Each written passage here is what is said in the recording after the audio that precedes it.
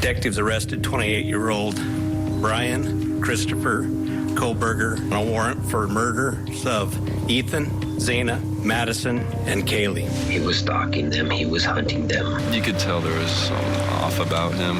A quadruple homicide in Moscow, Idaho, it's just unheard of. This is our home. This is our university. This is our community. These murders have shaken our community, and no arrest will ever bring back these young students. This was a violation of everything. We are just about 2 months away from the start of Bryan Kohberger's quadruple murder trial, and as the countdown continues, new court documents are revealing a growing witness list. A total of 7 people are now set to appear in court in the coming weeks in Pennsylvania to determine whether they should have to testify during the trial. That group includes a jail guard from the facility that Kohberger was held in before he was extradited to Idaho. Last week we heard about this little DoorDash driver body cam as a potential witness. She delivered food to one of the victims on the night of the murder, said she saw Kohberger at the crime scene. She'll be a big witness. She was arrested for a DUI, and you know, some people say, well, I know the sheriff. She says, I'm a witness in Kohberger's case. Take a listen.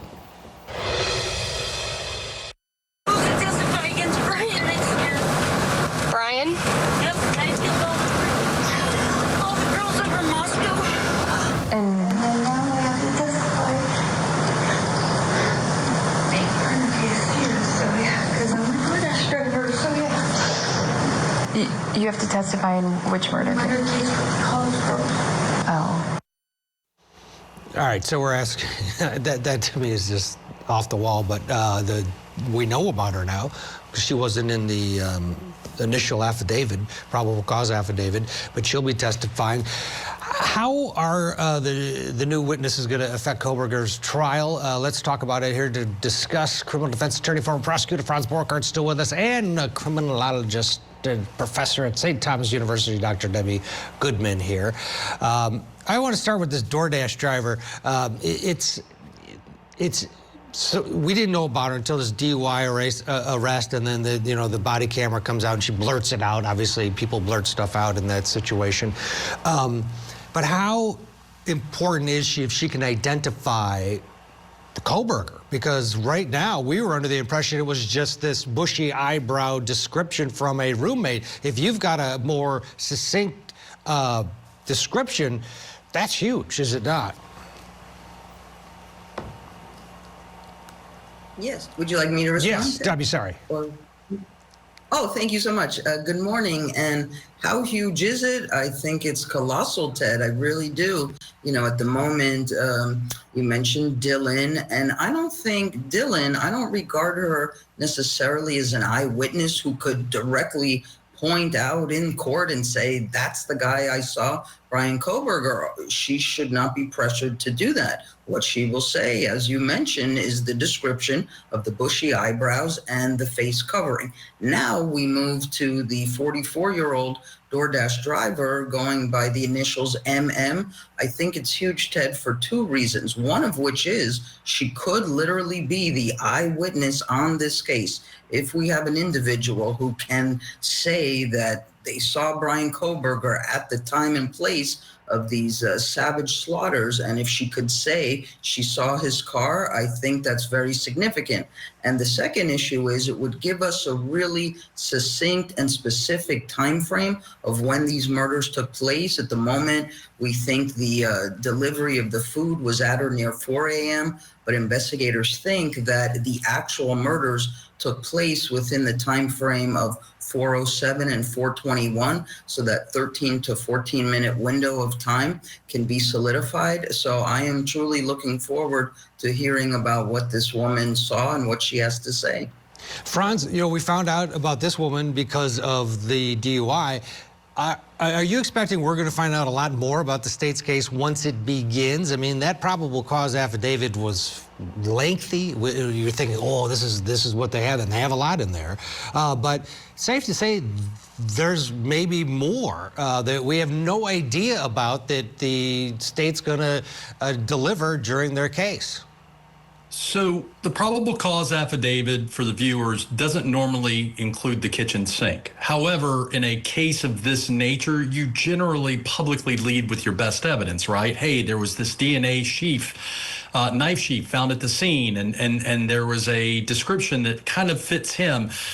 So yeah, I do think that we're going to see some more witnesses and some more evidence, but I think we have, honestly, Ted, I think we have the best evidence is known evidence. Everything else is just going to reinforce that evidence. So, for example, the DoorDash witness, who didn't do the state any favors by getting a DWI, by the way, and by mouthing off about Bryan, that's her words, first name. That witness isn't going to make or break the case, but that witness kind of reinforces the DNA, which is being challenged right now. So it's kind of like it's a net effect, a totality of circumstances. But I don't know that we're going to have a lot of surprises. Now, if we get to a death penalty phase, that might be some surprises, because if they convict him, then there's a penalty phase, and then that's when mitigation evidence and also aggravators come out. And that may be a lot of information that has nothing to do with the murder itself, but may have to do with why we either do or don't want to put him to death. Yeah, and to that end, there is a witness list that has come up out of the state of Pennsylvania, where these individuals are being told that they should be prepared to come to Idaho. They're going to hash that out to figure out who exactly is coming, who isn't. And on the list, we've got like an advisor at the high school. That's Ann Parham. Correction officers, where Kohberger was held initially there when he was taken into custody. And then, former professor, Marie Bolger, Jesse Harris, former boxing coach. People that are setting up, Dr. Debbie Goodman, that eventual penalty phase, I would think, because they're talking about his character.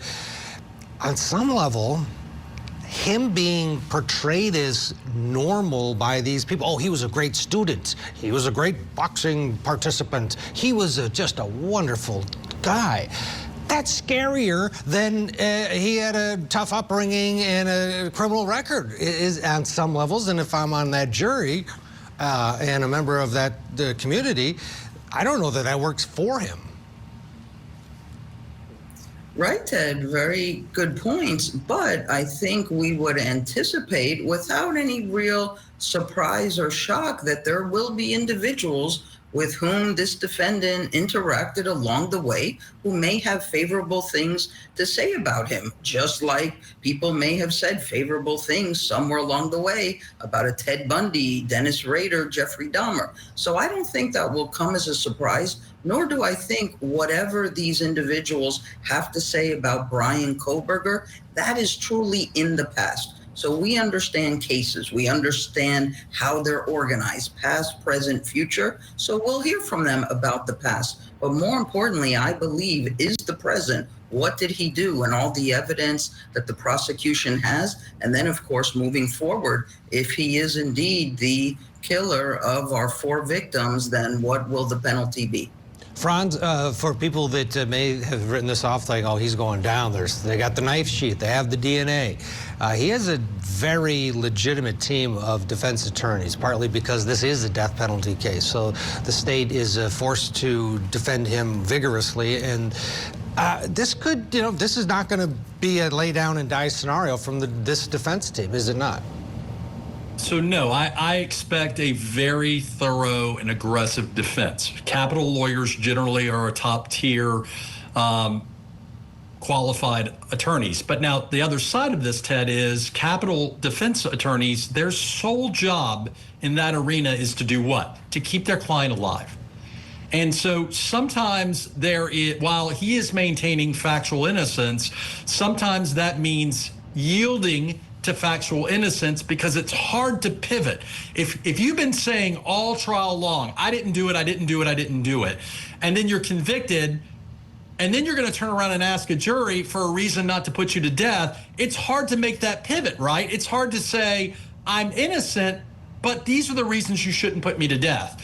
because you're not taking accountability. You're not accepting any kind of responsibility for your actions. So it's a very delicate tightrope walking. But that said, I would expect an aggressive defense. And for example, that DoorDash witness is maybe the best witness the state has besides the DNA, but she just shot a giant hole in the defense's case with that DWI commentary, which has nothing to do with her witnessing, but has something now to do with the case. Absolutely. And you're right. The goal, you could tell it in the pretrial motions, the goal is to keep him alive.